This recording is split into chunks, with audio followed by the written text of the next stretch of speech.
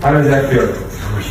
Marian came in a few days ago with pain over the right shoulder blade. We commonly diagnose this as rhomboid trigger points or rib heads which are out of alignment, but it can also be as a result of nerve irritation in the neck, which in Marian's case was the cause. During our physical examination, we found significant weakness of the muscle stabilizing the scapula and the shoulder on the right side. As a pro bodybuilder, Marian cannot have any weakness, so we started off by doing some intramuscular electrostimulation. We retested his muscle strength, and then it was time for manipulation. How does that feel? Better. Cross squeeze. Push, push, push, push. How does that feel?